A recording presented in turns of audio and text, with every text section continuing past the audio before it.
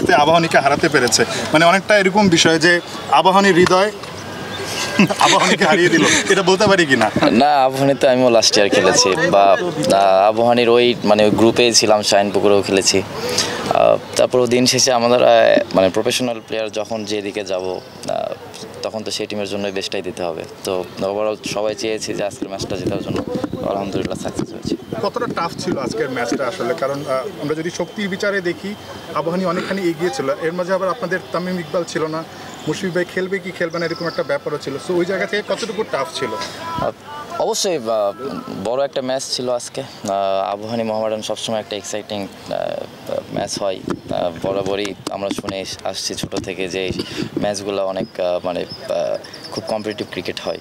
তো আমরা যেটা ফিল করেছি যে আমাদের দিকটায় ফোকাস করেছি, এবং ক্রেডিট দিতে হয় আমাদের ইমনকে, ওই যেভাবে খেলাটা শুরু করেছে অনেক ভালো ব্যাটিং করেছে। বড় একটা ম্যাচ দেখে মনে হয়নি যে আমরা সবসময় ডমিনেটিং একটা পজিশনে ছিলাম ওর ব্যাটিংটা নিয়ে। তারপর উইকেটটা তো ইজি ছিল না, আমার মনে হয় 1-2 জন ছাড়া আজকে কোনো ব্যাটসম্যান এখানে খুব ভালোভাবে খেলতে পারেনি।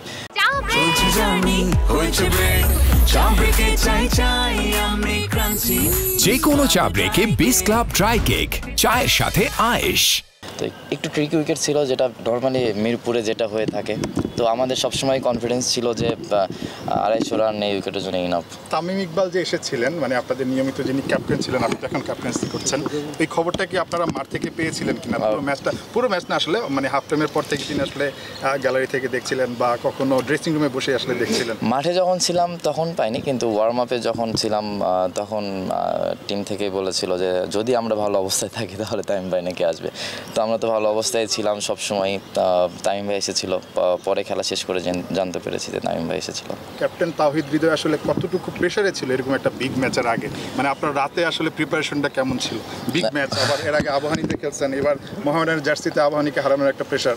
প্রেশার তো সবসময় থাকেই, ইন্টারন্যাশনাল প্রেশার, ডোমেস্টিকে বিশেষ করে প্রিমিয়ার লিগের কিছু কিছু ম্যাচ থাকে যেগুলো ইন্টারন্যাশনালের থেকেও বেশি প্রেশার ফিল করি, যেহেতু এখানে একটা ট্র্যাডিশন আছে অফিসিয়ালদের, আবার ইগোর একটা খেলা আছে, প্রেস্টিজের অনেক কিছু। মানে এই জায়গায় আবাহনী মোহামেডান যে একটা প্রতিদ্বন্দ্বী, এটা বোঝা যায় যে এই মানে ডিপিএলে। তো আমার কাছে মনে হয় যে আজকে অনেক প্লেয়ার ইন্টারন্যাশনাল মনে হয় এমন এফোর্ট দেয়নি যেটা আজকে এফোর্ট দিয়েছে। তো অবশ্যই এনজয় করেছি, আশা করছি যে এরকম ম্যাচ যত আমরা খেলতে পারবো তত আমাদের নিজেদেরও ডেভেলপ হবে। আপনি ইফোর্টের কথা বললেন, ম্যাচে একটা ঘটনা ঘটেছে অনাকাঙ্ক্ষিত সৈকত ভাইয়ের সঙ্গে আম্পায়ার, আপনি কি একটু ঘটনাটা ব্রিফ করবেন?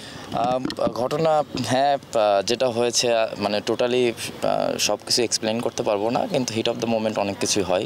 তারাও মানুষ, তারাও ভুল করে, কিন্তু আমার কাছে যেটা মনে হয়েছে যে তারা ভুল করতেই পারে, মানুষ মাত্রই ভুল, আমরাও করব, বা আপনার প্রফেশন থেকে আপনিও ভুল করতে পারেন। কিন্তু আমার কাছে যেটা মনে হয় যে ভুলটা স্বীকার করা উচিত। আমি যদি ভুল করি আমি স্বীকার করব, কিন্তু আপনি ভুলটা স্বীকার না করে আপনি যদি মনে করেন যে না এটা ভুল না, তাহলে এটা হয় না। সে অবশ্যই, তাকে আমরা রেসপেক্ট করি, সে ইন্টারন্যাশনাল আম্পায়ার, আমরাও ইন্টারন্যাশনাল প্লেয়ার।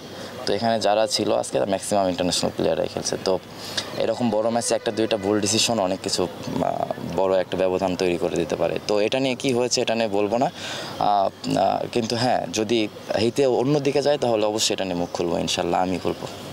এটা কি ইন্টারন্যাশনাল ম্যাচে কি প্রযোজ্য হয় কিনা? আপনারা এরকম সিচুয়েশনে যদি ইন্টারন্যাশনাল আম্পায়ার ইন্টারন্যাশনালে তো এরকম অনেক দেখেছি, হয় কিন্তু এরকম মানে হয় কিনা এই সিচুয়েশনগুলি ম্যাচে যেভাবে হয় ডোমেস্টিকে? তো এর থেকে আরও বাজে হতো আগে, এখন তো সেটাও হয় না। ডে বাই ডে তো আমরাও প্লেয়াররাও অনেক তাদের রেসপেক্ট করি। আমাদের শুধু আমাদের প্লেয়ারদের উপরে দোষ দিলে হবে না। আপনারা দেখেন আমাদের আম্পায়ারিং, তারাও তাদেরও ডিপার্টমেন্ট থেকে দেখেন, তারাও যে খুব ভালো, মানে 1-2 জন ছাড়া তারাও যে খুব ভালো করে এরকম না।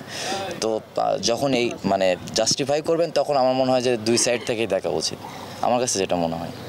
আচ্ছা, বিজয় ম্যাচ নেট কথা বলে আজকে যে সেঞ্চুরি করলো ইমন, ওটাকে আপনি কীভাবে বিশ্লেষণ করবেন? এটা তো বলেছি আগে যে অবশ্যই এটা যেভাবে খেলেছে এটা এক্সেপশনাল একটা ইনিংসই বলা চলে, কারণ শুরু থেকে মিরপুরে সকালে ব্যাটিং করাটা এত ইজি নয়। শুরু থেকে শেষ পর্যন্ত যেভাবে ব্যাটিং করেছে আমি মনে করি যে ফুল ডমিনেট করে ব্যাটিং করেছে। ওর কাছে মনে হয়নি যে একপাশে নাহিদ রানা বোলিং করেছে, ওদের বোলিং একটা খুব ভালো ছিল।